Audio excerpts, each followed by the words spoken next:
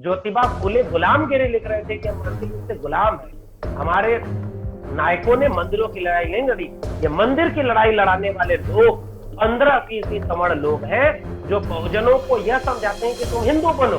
तो जब दंगा कराना होगा, जब मंदिर की लड़ाई लड़नी होगी, जब मुसलमानों के खिलाफ नफरत फैलानी होगी, तो ये आपको हिंदू बनाते हैं और आपसे दंगा कराते हैं। इस दंगे में अपर कास्ट क्यों नहीं मरता, हर दंगे में अपर कास्ट के बेटे क्यों नहीं आते, हिंदू धर्म की ठेकेदारी बचाने के लिए बड़े बड़े सवर्ण नेताओं के बेटे बेटियां क्यों नहीं सड़क पर दंगा करने आते। दंगा कौन करता है? दलित, पिछड़े, आदिवासी जो बेचारे कम पढ़े लिखे, जिनको समझ नहीं है कि उनसे क्या करवाया जा रहा है। लेकिन जब मंदिर बन गया तो ट्रस्ट में भागीदारी किसकी थी? सारे के सारे सवर्ण लोग बैठे थे। कल्याण सिंह और उमा भारती, प्रवीण तोगड़िया जैसे लोग जो कि गैर सवर्ण थे, उनको जगह नहीं मिली कि आपके बच्चों को। इसलिए मेरी अपील है, अगर आप वोट देने जा रहे हैं तो हिंदू बन के अगर वोट देने जा रहे हैं तो एक सवाल अपने हिंदू संगठनों से पूछिए ना, 6 साल में कितने दलित, पिछड़े, आदिवासियों का भला किया? सारे के सारे आरक्षण विरोधी फरमान इसी 6 साल में क्यों आए? SC/ST एक्ट क्यों इसी बर्बाद हुआ? आरक्षण की हत्या क्यों की जा रही है? सारे पब्लिक सेक्टर जहां आरक्षण लागू है, चाहे वो एजुकेशनल इंस्टीट्यूशन हो, चाहे वो सार्वजनिक निकाय हो, सारे निजी हाथों में क्यों बेच रहे हैं? क्यों नहीं? आप निजी हाथों, निजी जगहों पे तो कोई आरक्षण नहीं है, तो आपके बच्चों का भविष्य कहाँ है? आप देख रहे हैं WLBS न्यूज। चैनल को सब्सक्राइब करना और बेल आइकन को प्रेस करना ना भूले।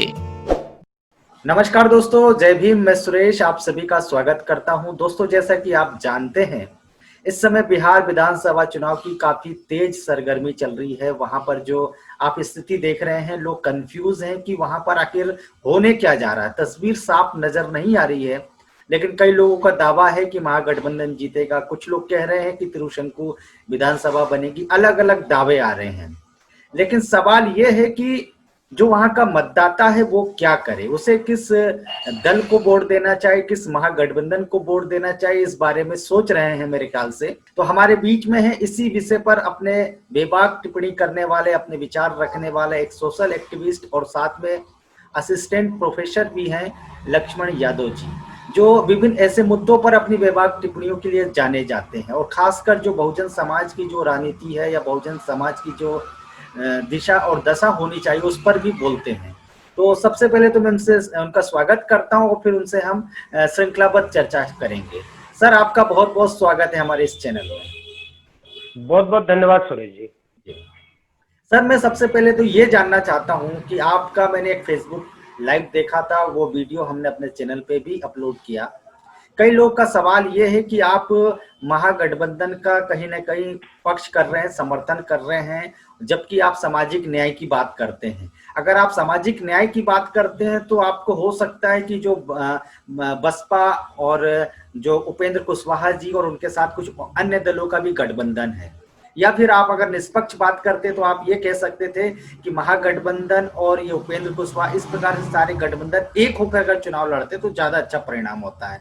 लेकिन कहीं ना कहीं आप आरजेडी, आपका प्रेम झलक रहा है, ये आरोप है आपके ऊपर। बिल्कुल ठीक सवाल पूछा है सुरेश जी आपने। और मैंने उस वीडियो में साफ तौर पर यह चिंता जाहिर की है कि महागठबंधन जो जिन मुद्दों पर चुनाव लड़ रहा है, उन मुद्दों में सामाजिक न्याय के मुद्दे प्रथम दृष्टया गायब है।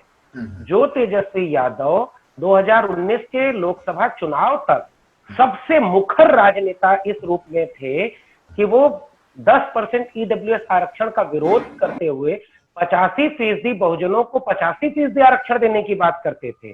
जो तेजस्वी यादव जाति जनगणना की बात करते थे, इस बार चुनाव में ये मुद्दे सिरे से गायब है। मेरी ये चिंता थी। मैंने उस वीडियो में यह भी कहा कि यह मेरा आदर्श चुनाव नहीं है जो केवल रोजगार और शिक्षा के सवाल पर लड़ा जाए, क्योंकि अगर रोजगार और शिक्षा का सवाल सामाजिक न्याय के सवाल के बिना आता है तो मैं इसे कोई बहुत अच्छा सवाल नहीं मानता, क्योंकि शिक्षा और रोजगार की बात तो इस देश में 70 साल से हो रही है। लेकिन उसी शिक्षा में 90 से 95% पदों पर सवर्ण काबिज है, उन्हीं सब पब्लिक सेक्टर के यूनिवर्सिटीज में, तो वो शिक्षा तो चल ही रही थी भाई। लेकिन सामाजिक न्याय जब आया तो उस शिक्षा में यह सवाल पूछता है कि हमारे प्रोफेसर क्यों नहीं है। SC/ST और OBC के प्रोफेसर केवल 5% से भी कम क्यों है? OBC के तो 9 प्रोफेसर है पूरे 40 सेंट्रल यूनिवर्सिटी में, 2018 तक 0 थे। ये मेरी चिंताएं थी। इसलिए पहली बात ये कि कोई आरजेडी प्रेम कह ले, आपको कहना यह है। मैंने अपना पक्ष ये रखा था कि जो ताकतें संविधान विरोधी हैं, जो ताकतें सामाजिक न्याय की खुलेआम हत्या कर रही हैं, जो ताकतें डॉक्टर अंबेडकर के नाम पर करोड़ों रुपए खर्च करने के बावजूद पीछे से डॉक्टर अंबेडकर, फूले पेरियार की बनाई हुई जमीन को नष्ट नाबूद कर रही हैं, उन ताकतों को हराना जरूरी है। इस पे मैं स्पष्ट हूं। और दूसरी बात इस पे मैंने कहा था कि जो ताकतें इनको हराती हुई दिखें, उनका समर्थन करना चाहिए। और आखिरी बात आपके पहले सवाल की, किसी पार्टी विशेष को कहा जाए कि वो सामाजिक न्याय की हिमायती है, तो वही बसपा उत्तर प्रदेश में क्या क्या करने जा रही है, वह किसको समर्थन दे रही, किसको हराने के लिए। तो मेरा पक्ष ये है सुरेश जी कि चाहे वो सपा हो, बसपा हो, आरजेडी हो या कोई भी पार्टी हो, इन पार्टियों पर हम आंख बंद करके किसी भी पार्टी को नहीं कह सकते कि ये सामाजिक न्याय की हिमायती है, क्योंकि ये सारे चुनावी राजनीति करते हैं और चुनावी तौर पर गुणागणित करके सत्ता पाने की हर पार्टी कोशिश करती है। तो मूल्यांकन करते हैं कि भाई कौन सी पार्टी किस समय किस किस जगह पर खड़ी है। हम इस आधार पर कई बार सपा की आलोचना करते हैं, बसपा की आलोचना करते हैं, आरजेडी की करते हैं, लेकिन इस बार जो गठबंधन है, उस गठबंधन में जो संविधान विरोधी ताकतों को हरा रहा है, और इतना तो हम तारीफ करेंगे ना कि भाई धर्म मुद्दा नहीं बन पाया बिहार के चुनाव में, सांप्रदायिकता हिंदू मुस्लिम मुद्दा नहीं बन पाया, इस बार मुद्दा भी शिक्षा रोजगार है। तो ये तुलनात्मक रूप से बेहतर है, और तुलनात्मक रूप में जो उन्हें हरा रहा है, हम उनकी मदद करने की बात कर रहे हैं। क्योंकि अगर आप यह आखिरी बात जो कह रहे थे कि सबको मिलकर लड़ना चाहिए था, ये बिल्कुल ठीक बात है। काश ऐसा होता कि ये जो रालोसपा, बसपा, ये सारी पार्टियां महागठबंधन का हिस्सा होती, ये सबसे आदर्श। जी जी, आपने काफी बेबाकी से अपनी बात रखी। यादव जी, मैं आपसे ये जानना चाहता हूँ, एक सामाजिक चिंतक होने के नाते, एक बुद्धिजीवी होने के नाते आपसे, कि जो बहुजन कई बार कहते हैं सामाजिक न्याय की जो बात करते हैं या समतावादी विचारों की बात करते हैं, वो ये चाहते हैं कि जिस प्रकार से सामाजिक न्याय की आवाज, सामाजिक व्यवस्था परिवर्तन के माध्यम से जो लोग आंदोलन चला रहे हैं, मूवमेंट चला रहे हैं, तो जो राजनीतिक मिशन है या राजनीतिक क्रांति, क्या आपको सक्सेस होते हुए नजर आ रही है? क्योंकि हम ये देख रहे हैं कि जैसे आरजेडी की एक मजबूरी है, उसने साझा न्यूनतम कार्यक्रम कांग्रेस के साथ किया है, या बसपा भी करती है। जैसे अभी उन्होंने, अगर आप बसपा पे आरोप लगाएं तो सपा भी कोई ज्यादा दूध की धुली नहीं है, उसने भी कहीं ना कहीं सामाजिक न्याय की जो रास्ते उस पर उसने कहीं ना कहीं बेड़िया डालने का प्रयास किया, मुझे ऐसा लगता है। लेकिन मैं आपसे ये जानना चाहता हूँ कि क्या राजनीति में हम ये देखेंगे कि आने वाले समय में ये लोग, नेता लोग, राजनीतिक दल सामाजिक न्याय की बात को जोर शोर से उठाए, जिस प्रकार से बीजेपी धर्म की बात करती है, बिल्कुल डंके की चोट पे करती है। तो आने वाला समय ऐसा कब आएगा जब जिन्हें हम बहुजन समाज या बहुजन समाज का प्रतिनिधित्व करने वाले दल कहते हैं, वो आने वाले समय में कब सामाजिक मुद्दों पर मुखरता से आवाज उठाएंगे, राजनीतिक मुद्दा कब बनाएंगे? कब ऐसा हो सकता है? इस सवाल का जवाब देना मुश्किल है, क्योंकि हम लोग तो ज्योतिष का विरोधी लोग हैं, हम लोग ज्योतिष में भरोसा नहीं करते कि कैसा होगा। लेकिन हाँ, हम कयास जरूर लगाते हैं कि जो दिशा है और जो दशा है, इनका विश्लेषण करते हैं। इस आधार पर हम ये एक उम्मीद करते हैं कि यह जो दशा और दिशा है, ये यहाँ पहुंचेगी। बिल्कुल ठीक बात है कि जितने सवाल बसपा पर उठाए जाते हैं, उससे कहीं ज्यादा सवाल सपा पर उठाए जा सकते हैं। सामाजिक न्याय के आधार पर देखें, कि तर्कों के आधार पर देखें, हम आरजेडी पर भी सवाल उठाते हैं। कांग्रेस और बीजेपी को तो हम इस सामाजिक न्याय के सवाल पर एक ही मानते हैं, और दोनों ने सामाजिक न्याय की हत्या की। लेकिन जिन पार्टियों के ऊपर यह जिम्मेदारी थी कि वो सामाजिक न्याय करते, उन्होंने भी अपनी कुर्सियां बचाने के लिए हर पार्टी ने अलग अलग गठबंधन किए, और गठबंधन चुनाव के आधार पर होता है, और चुनाव कुर्सी जीतने के लिए, कुर्सी पाने के लिए होता है, सीधा सीधा फंडा। राजनीति कोई समाज व्यवस्था परिवर्तन के लिए नहीं करता, उनको सत्ता चाहिए। हाँ, जब इस तरह की ताकतें सत्ता में आती हैं, तो वो कुछ काम ऐसा जरूर करती हैं जिसका सामाजिक न्याय के विचार पर या समाज पर एक सकारात्मक असर पड़ता है। तो इसलिए हम कई बार सोचते हैं कि बसपा की पार्टी का सरकार हो, सपा की सरकार हो, आरजेडी की सरकार हो, या और जो रेडिकल है, जो बहुत कम है, जो सपा बसपा के पास तो बहुत पैसा भी है ना, कार्यकर्ता भी है, शायद सपा और बसपा से ज्यादा रेडिकल बोलने वाले, समझने वाले लोग और भी हैं, और वो चुनाव भी लड़ते हैं, लेकिन हम तो उन्हें जानते ही नहीं, क्योंकि हम भी पॉपुलर पॉलिटिक्स के हिसाब से सारी सामाजिक न्याय की राजनीति को केवल सपा बसपा तक सीमित रखते हैं। ये हमारी दिक्कत है। शायद उससे बेहतर कोई विकल्प हो जिसको 5000 वोट भी नहीं मिल पाता, लेकिन वो बातें बहुत अच्छी करता है, लेकिन उसके पास पार्टी नहीं है, उसके पास चंदे का पैसा नहीं है। तो ये राजनीति की सीमा है। दूसरी बात, जो आपके सवाल, मुख्य सवाल था कि बीजेपी देखिए अपना एजेंडा इसलिए लागू कर लेती है क्योंकि वह एजेंडे पर क्लियर है। पॉइंट नंबर 1, उसे क्लियर है कि उसे हिंदू राष्ट्र बनाना है, उसे क्लियर है कि उसके विचारक गोडसे गोलवलकर हेडगवार हैं, उसके क्लियर विजन है कि आरएसएस उनकी मातृ संस्था है जो देश में किसी की भी सरकार हो वो अपना काम करती है। बीजेपी उसका राजनीतिक मुखौटा है। हमारे राजनीतिक दलों का क्या आप कभी कह सकते हैं कि इनका कभी एक विजन क्लियर था?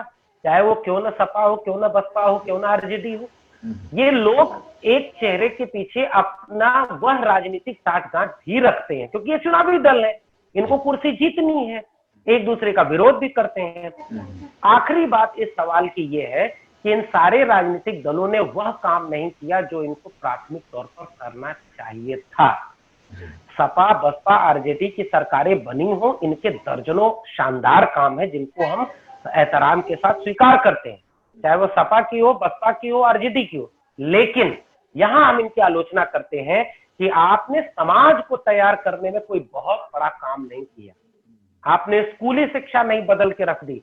आपने डॉक्टर अंबेडकर एक कार्यक्रम चलाते थे, साइकिल पर, पहिए पर सामाजिक न्याय, और पहिए पर चमचा युग के आखिरी हिस्से में लिखा हुआ है। घर घर वो कार्यक्रम चलाते थे बहुजन नायकों के जीवन, बहुजन नायकों की किताबों, कांशीराम साहब, और वो कांशीराम साहब DS 4 बनाते हैं, कांशीराम साहब बाम से बनाते हैं। हमारे नेताओं ने समाज को जगाने की कोशिश नहीं की। हमारे नेताओं ने आने वाली पीढ़ियों को वैचारिक तौर पर सशक्त करने का प्राथमिक तौर पर काम नहीं किया, जो आरएसएस करता है। बाम से में एक गुंजाइश थी, लेकिन मान्यवर कांशीराम अपने जीवन के आखिरी चरणों में जाने के दबाव में वो केवल कुर्सी और केवल, जिसे वो गुरु किल्ली कहते थे, राजनीति तक सारी समझौता को केंद्रित कर लेते हैं। 3 बार सरकारें बनवाते हैं भाजपा के साथ। बेशक मान्यवर कांशीराम का तर्क है कि हमने कभी भाजपा के ब्राह्मणवादी समझौते को नहीं माना, हमने सत्ता पाने के लिए उनका उपयोग किया। लेकिन जो मान्यवर कांशीराम का शुरुआती काम था वही सामाजिक न्याय का काम है। अगर आप अपने समाज को नहीं बदलेंगे तो आप कभी वह काम नहीं कर पाएंगे जो भाजपा और आरएसएस कर पा रहे हैं, क्योंकि वह अपने विचारों में उनके में कोई कंफ्यूजन नहीं। आप कंफ्यूज लोग हैं, आप केवल राजनीति करते हैं, आप सामाजिक और सांस्कृतिक आंदोलनों को कोई तवज्जो नहीं देते। ये सारी पार्टियां बुद्धिजीवियों से दूर होती हैं, उनको अपने कार्यालय में घुसने नहीं देती। ये सारी पार्टियां बुद्धिजीवियों से डरती हैं। ये सारी पार्टियां पढ़े लिखे लोगों को अपनी पार्टी में शामिल करने से डरती हैं। ये सारी पार्टियां एक खास तरह की हेजमनी बनाए रखती हैं जो वोट दिलवाए। वो सारी पार्टियां इस तरह खास तरह के ढांचे में डली हुई, तो इनसे कोई बहुत मुझे उम्मीद नहीं है, क्योंकि इनके पास, हमारे पास आज इनका कोई विकल्प नहीं है, इसलिए हम इनका साथ देते हैं कि भाई चलो भाजपा और कांग्रेस हटे, कम से कम सपा बसपा आरजेडी की सरकार बने। हम ये बात कहते हैं। सर, आपने जो बातें कही, इस बात को अगर जो दर्शक हमारे देख रहे हैं तो उन्हें सोचना चाहिए। राजनीति कोई माध्यम नहीं है जिससे आप जो हमारे जो महापुरुष है या जो समतावादी जो विचार है या जो सामाजिक न्याय की जो अवधारणा है वो साकार हो सके। राजनीति सिर्फ एक छोटा सा माध्यम है। उसके लिए महत्वपूर्ण आपने ये बताया कि जो समाज के अंदर में यदि जागृति आएगी, समाज जिस दिन तैयार हो जाएगा उस दिन ये जो विभिन्न तथाकथित बहुजन दल हैं वो कहीं ना कहीं आपके हितों की भी बात करने लग जाएंगे, मुखर हो जाएंगे। हम उन पर भरोसा ना करें। यदि सामाजिक संगठन के लोग इस कार्यक्रम को देख रहे हो तो उन्हें सोचना चाहिए कि वे राजनीतिक लोगों पर ज्यादा समय अपना बर्बाद ना करें, उनकी आलोचना ना करें, वे लोग सामाजिक मूवमेंट को गति देते रहे। सर, आपका एक मैंने वीडियो देखा था, एक क्लिप देखा था, काफी चर्चित हुआ। मुझे लगता है कि लाखों लोगों ने देखा है। वो वीडियो ये था कि आपने SC ST OBC के बारे में आपने टिप्पणी की थी कि मंदिर निर्माण के ऊपर कि ये लोग कमंडल लेके चले जाएंगे, इनको संविधान से मतलब नहीं है। यदि आपको वो याद आ रहा हो तो एक बार दर्शकों को दोहरा दे, क्योंकि यही लोग बीजेपी को वोट देने वाले हैं। यही लोग जो संविधान विरोधी ताकतें हैं बिहार के अंदर में, उसे वोट देने वाले हैं SC ST OBC के लोग, उन्हीं के दम पे जीतेंगे। तो उनके लिए कोई संदेश हो? ठीक बात। पहली बात तो एक बात और कह दूं आपकी कि आपने कहा ना कि नेताओं पर बहुत बात नहीं करनी चाहिए। नहीं, हमें ऐसा नहीं करना है। हमें अपने नेताओं के भी कॉलर पकड़े रहने हैं, क्योंकि वो अगर कोई गलत काम करेंगे तो उसका समाज पर असर पड़ेगा। इसलिए हमें अपने नेताओं की भी आलोचना करनी है कि भाई आप यहाँ पर ठीक है, लेकिन यहाँ पर आपका निर्णय ठीक नहीं है। तो क्योंकि नेता फिर बेलगाम हो जाएगा। दूसरी बात इसमें कह देना स्पष्ट है, जैसा समाज होगा नेता वैसा होगा। अगर हम समाज के तौर पर बटे हुए हैं तो हमारे नेता वोट बैंक की तरह से हमें जोड़ते हैं कि अच्छा ओबीसी की पार्टी है तो ओबीसी का इतना वोट तो हमें मिल ही जाएगा, इन जातियों का वोट मिल जाएगा, थोड़ा हम अपर कास्ट का वोट पा जाए, थोड़ा इनकी पा जाए तो हम सरकार बना लेंगे। अगर कोई दलित नेतृत्व की पार्टी है तो वो सोचती है कि दलितों का इतना वोट हमें मिल जाएगा, इन जातियों का थोड़ा हमें मुस्लिम वोट मिल जाएगा, थोड़ा हम अपर कास्ट की इस जाति को जोड़ लें। देखिए, चुनावी राजनीति यही करती है, एक हर पार्टी ये काम करती है। तो हम जिस दिन फूले अंबेडकर पेरियार के सच्चे वारिस हो जाएंगे, 85% लोग अगर 50% वोट दिए जगह डालें तो किसी राज्य के मुख्यमंत्री का आप इस देश के शासक बन सकते हैं। 31% वोट लेकर के एक व्यक्ति प्रधानमंत्री बना, प्रचंड बहुमत, और वो सारी संविधान की धज्जी उड़ा रहा है। हमारी आबादी 85% है, लेकिन कहाँ है? कागजों में, कहाँ है? विचारों में, ख्यालों में। बाकी जगह तो हम बटे हुए हैं। इसलिए जैसा समाज होगा नेता वैसा होगा। अगर हमारा समाज बदल जाए, हम वाकई फूले अंबेडकर पेरियार की बहुजन एका पर चले जाएं, तो इन नेताओं को भी बदलना पड़ेगा। अगर ये नेता नहीं बदलेंगे तो समाज नया नेता पैदा करेगा। मेरा ये आखिरी बात। और जिस वीडियो की आप बात कर रहे हैं, कई बार होता है कि एक छोटी सी क्लिप में बहुत सी बातें धारा प्रवाह ढंग से आ जाती हैं और लोगों ने उसे पसंद किया। और वो वीडियो अक्टूबर, नवंबर, दिसंबर की थी, पिछले साल जब राम मंदिर पर फैसला आया था। लेकिन उससे ज्यादा लोकप्रिय तब हुई जब 5 अगस्त 2020 को 15 अगस्त 1947 के बाद दूसरी आजादी मिलने का दावा किया जाने लगा। तो ये कहा गया प्रधानमंत्री और तमाम लोगों द्वारा कि वह प्रधानमंत्री धर्म विशेष के कार्यक्रम में जाकर के नई आजादी के दिन को कह रहा था। उस दिन मुझे अच्छा लगा कि इस देश के दलित, पिछड़े, आदिवासी लोगों ने, सेकुलर लोगों ने, कथित सवर्ण लोगों ने भी उस वीडियो को पसंद किया, जिस वीडियो में मैंने ये साफ तौर पर कहा था, हमारे पुरखों ने मंदिर बनाने की लड़ाई नहीं लड़ी। डॉक्टर अंबेडकर किसी मंदिर की नहीं लड़ रहे थे। हमारे पेरियार तो मंदिर के धज्जियां उड़ा रहे थे। ईवी रामास्वामी पेरियार, ज्योतिबा फूले गुलामगिरी लिख रहे थे कि हम मानसिक रूप से गुलाम है। हमारे नायकों ने मंदिरों की लड़ाई नहीं लड़ी। ये मंदिर की लड़ाई लड़ाने वाले लोग 15% सवर्ण लोग हैं, जो बहुजनों को यह समझाते हैं कि तुम हिंदू बनो। तो जब दंगा कराना होगा, जब मंदिर की लड़ाई लड़नी होगी, जब मुसलमानों के खिलाफ नफरत फैलानी होगी, तो ये आपको हिंदू बनाते हैं और आपसे दंगा कराते हैं। इस दंगे में अपर कास्ट क्यों नहीं मरता? हर दंगे में अपर कास्ट के बेटे क्यों नहीं आते? हिंदू धर्म की ठेकेदारी बचाने के लिए बड़े बड़े सवर्ण नेताओं के बेटे बेटियां क्यों नहीं सड़क पर दंगा करने आते? दंगा कौन करता है? दलित, पिछड़े, आदिवासी, जो बेचारे कम पढ़े लिखे हैं, जिनको समझ नहीं है कि उनसे क्या करवाया जा रहा है। लेकिन जब मंदिर बन गया तो ट्रस्ट में भागीदारी किसकी थी? सारे के सारे सवर्ण लोग बैठे थे। कल्याण सिंह और उमा भारती, प्रवीण तोगड़िया जैसे लोग जो कि गैर सवर्ण थे, उनको जगह नहीं मिली। यही है अपर कास्ट हेजिमनी, यही है पितृसत्ता, जो आपको इस्तेमाल करके आपके बच्चों को छोड़ देगी। इसलिए मेरी अपील है, अगर आप वोट देने जा रहे हैं तो हिंदू बन के अगर वोट देने जा रहे हैं तो एक सवाल अपने हिंदू संगठनों से पूछिए ना, 6 साल में कितने दलित, पिछड़े, आदिवासियों का भला किया है? सारे के सारे आरक्षण विरोधी फरमान इसी 6 साल में क्यों आए? SC/ST एक्ट क्यों इसी में बर्बाद हुआ? आरक्षण की हत्या क्यों की जा रही है? सारे पब्लिक सेक्टर जहां आरक्षण लागू है, चाहे वो एजुकेशनल इंस्टीट्यूशन हो, चाहे वो सार्वजनिक निकाय हो, सारे निजी हाथों में क्यों बेच रहे हैं? क्यों नहीं? निजी हाथों, निजी जगहों पे तो कोई आरक्षण नहीं है। तो आपके बच्चों का भविष्य कहाँ है? मंदिर बनाने में? एक बार सोचिए ना, ये लोग जो आपको हिंदू बनाने आते हैं, हिंदू राष्ट्र बनाने आते हैं, बन गया राम मंदिर, 2 साल में बन जाएगा, कितने दलित, पिछड़े, आदिवासियों का भला हो जाएगा?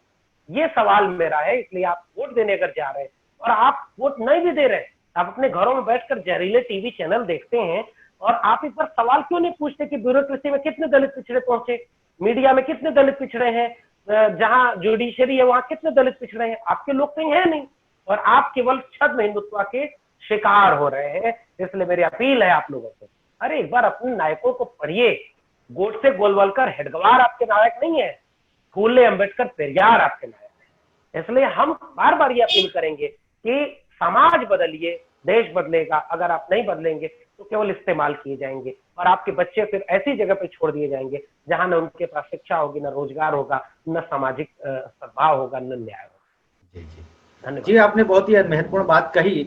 आखिरी में मैं अब चाहता हूं कि बिहार विधानसभा चुनाव में मतदाता क्या करे, वो किस गठबंधन को वोट दे, और जिस गठबंधन को यदि वोट दे तो वो क्यों दे, क्या अपील है? देखिए, मेरी अपील तो एक लाइन की अपील ये रहेगी कि डॉक्टर अंबेडकर, फूले, पेरियार के सपनों के हत्यारों को, गोडसे, गोलवलकर, हेडगवार के वारिसों को, भारत के संविधान की कतरा कतरा करके हत्या करने वालों को हराइए, सांप्रदायिकता की आग लगाने वालों को हराइए और किसी भी ऐसी सूरत में उनके साथ मत खड़े होइए कि आपके बच्चों का भविष्य पूरी तरह छीन चुके हैं, सब कुछ बेच दिया है, कुछ बचा नहीं है इस देश में। तो सौगंध मुझे इस मिट्टी की, मैं देश नहीं बिकने दूंगा, देश नहीं बिका और सारा देश बेच दिया। इस ताकत को हराइए, ये हमारे बच्चों के भविष्य को नस्त नाबूद करने वाली ताकतें हैं। तो एक लाइन में अपील तो मेरी ये है। अब आप वोट हराने के लिए किसे देंगे, यह आपको तय करना है।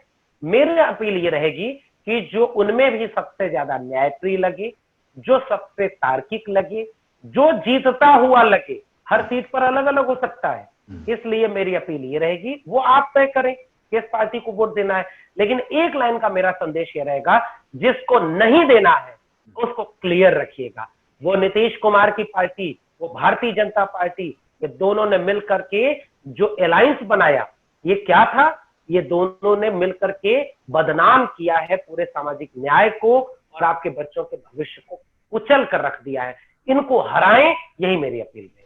जी लक्ष्मण जी, मैं आखिरी में आपसे एक और सवाल करना चाहूंगा। चिराग पासवान जी का आपने कहीं नाम नहीं दिया, क्योंकि उनके पिता तो मंडल आंदोलन के काफी बड़े नेता कहलाते हैं और उनका बेटा तो, हालांकि मैंने भी देखा है कि मैंने भी आलोचना किया है कि उन्होंने आरक्षण की खिलाफत में बयान भी दिया था। बहरहाल फिर भी वो बहुजन समाज से ताल्लुक रखने वाले हैं, तो उनकी क्या भूमिका है बिहार चुनाव? मैं एक बात तो ये स्पष्ट कर दूं कि हम बहुजन लोगों को, जैसे रामविलास पासवान जी हैं, हम बहुत शिद्दत से, चाहे वो शरद यादव हो, नीतीश कुमार हो, रामविलास पासवान हो, इवन मानवर कांशीराम जिनको हम बहुत एहतराम से याद करते हैं, इन सारे लोगों के सभी निर्णयों से हम कभी सहमत नहीं हो सकते। लेकिन हम सवर्ण, अभिजात के बौद्धिक लोगों की तरह जो बीजेपी के साथ चला गया सबको हम खारिज कर देंगे, अभी नहीं करेंगे। हम इन लोगों को पापी नहीं कहेंगे कभी। हम इन लोगों की भूमिकाओं को हमेशा रेखांकित करेंगे कि रामविलास पासवान की भूमिका क्या रही है, खुद नीतीश कुमार की भूमिका क्या रही है बिहार के उन सामाजिक न्याय के उन तबकों में चेतना फैलाने की। रामदास अठावले की भी अपनी भूमिका है, तमाम लोगों की, मानवर कांशीराम की अपनी इतनी बड़ी भूमिका है।